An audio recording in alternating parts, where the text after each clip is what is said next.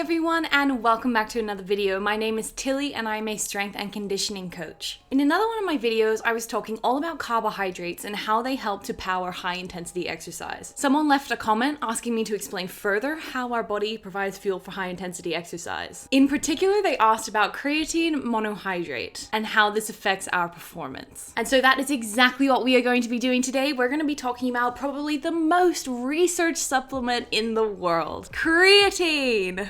And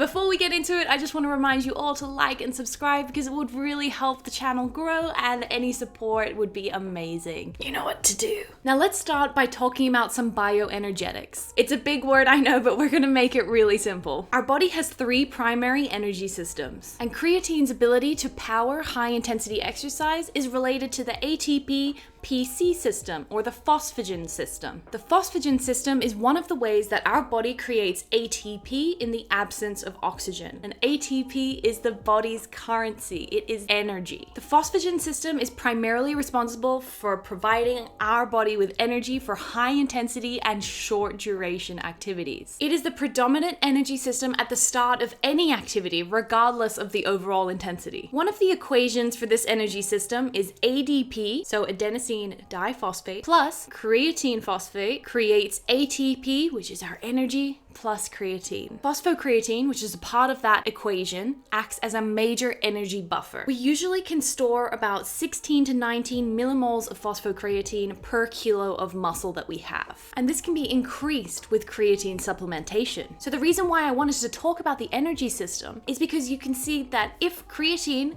contributes to that equation, then we have the potential to make more energy. This could improve things like our sprint performance, our high power activity performance, our resistance training sets. There's really no one that I would not recommend creatine to. Did that make sense? I would recommend creatine to everybody. The highest contribution to ATP by phosphocreatine occurs within the first couple of seconds of exercise. Here's the little diagram that I showed in the carbs video, but this time we're going to look at the other side. We're going to look at how phosphocreatine, or the PCR, contributes to energy production. You can see at the start, really high contribution, and then it kind of dwindles, pretty much non-existent at 30 seconds, right? And this energy system is amazing because it allows us to do high power activities, but phosphocreatine depletes really quickly. I mean, look at that diagram. That's only 30 seconds. After just 5 seconds of activity, phosphocreatine can deplete by around 50 to 70%. By 10 seconds into the activity, the ability of phosphocreatine to provide energy is severely compromised.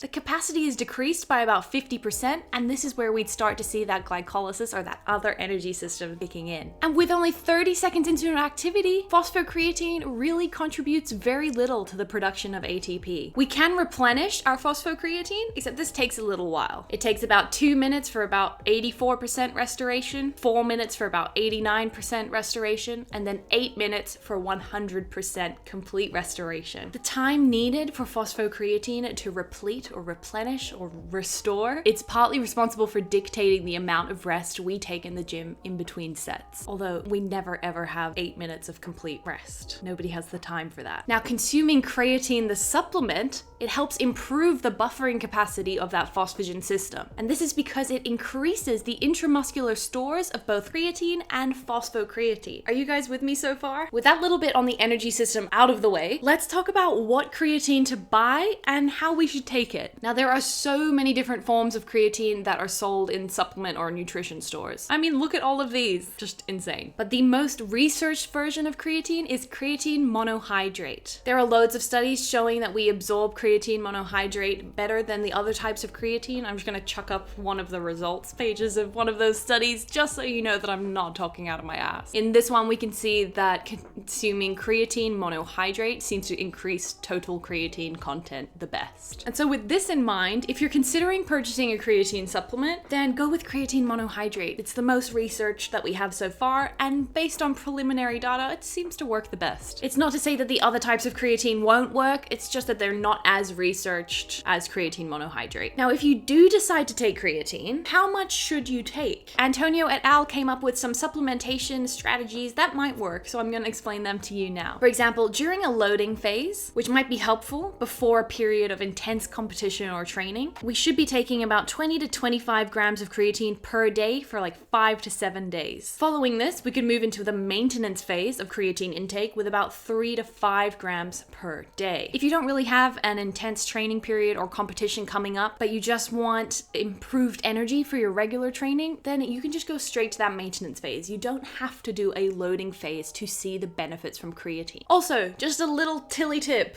It's a great idea to take creatine alongside a carbohydrate because that can possibly mean that it gets absorbed to a higher extent, which is of course what we want. There's a little table there and you can see that when we mix creatine with dextrose, which is a type of carbohydrate, a type of sugar replacement, then it seems to lead to higher levels of retention after a few days. Now, if you've existed online, I'm sure that you will have seen some myths or rather outlandish claims being purported about creatine. So I thought that we would do like a rapid fire myth busting or questions round. First, does creatine cause water retention? Theoretically, it could be argued yes, it may, but countless studies have shown no increases in total body water content across 5 to 10 weeks of creatine supplementation. Some papers have summarized by saying that in the short term, creatine may have the potential to cause water retention. However, in the long term, it's really not an issue. Yeah? Yeah. Second rapid fire myth. Is creatine an anabolic steroid? No, it's not. Creatine is allowed to be consumed in competition and outside of competition within sports. It's not a steroid because you still have to put in the work. And what I mean by that is that with anabolic steroids like synthetic testosterone and things like that, the amount of work that you put in is disproportionate to the gains that you make. With creatine, you only get the gains if you work really fucking hard. That work to adaptation ratio is much more balanced. Creatine also has a completely different chemical structure to any anabolic steroid. Weirdly enough, I remember I started creatine when I was like 16 and I originally hid the box from my mom because I was like, she's gonna think this is weird. And I didn't have the knowledge back then to be able to back it up and be like, no, it's fine. She did find it and she was like, what?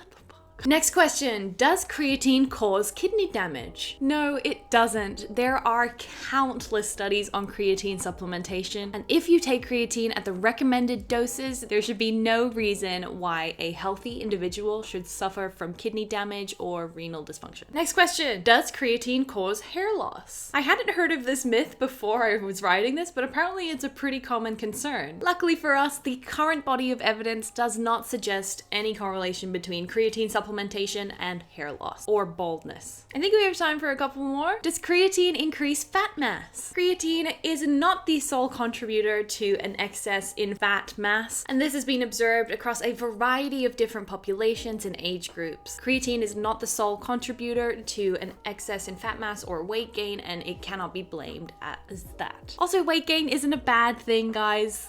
Come on. A very interesting one. Does creatine lead to dehydration or muscle cramping? I've heard this one a lot, but experimental and clinical research does not validate this concern. That's all right then. Is creatine harmful for children and or adolescents? Now, there is very limited research in this area, but early exploration into it suggests that creatine could be safe and potentially beneficial for children and adolescents. On this same note, there's a growing body of evidence that shows that creatine supplementation might be really helpful in older individuals. And this is particularly when creatine is combined with exercise. It's able to provide musculoskeletal benefits and performance benefits for older adults. And the last question that I'm going to answer today, is creatine only useful for resistance or power type activities? And the answer is no. There are a wide range of activities that would benefit from creatine supplementation. For example, there is evidence that individuals supplementing their diet with creatine experience less muscle damage, inflammation, and muscle soreness in response to running 30 kilometers. Creatine might be helpful in replenishing and expanding muscle glycogen stores. Now, I have another video all about why that is important, so go check that out if you want to. And that's it from me today, guys. I hope that explains how creatine works. So it works by contributing to that phosphagen energy system, which works in bursts of short-term activities. But creatine is really amazing. Give it a try, see what you think. We want to be able to get that extra rep in or get that extra sprint in so that we can continue to adapt and perform our best. If you have any questions or comments, guys, let me know down below. If you made it this far into the video, well done, and thank you so much for watching. Do you guys take creatine? If yes, why do you take it? What are the benefits that you see? And if you don't take it,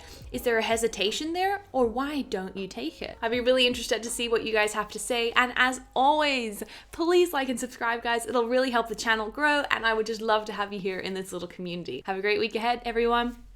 Bye.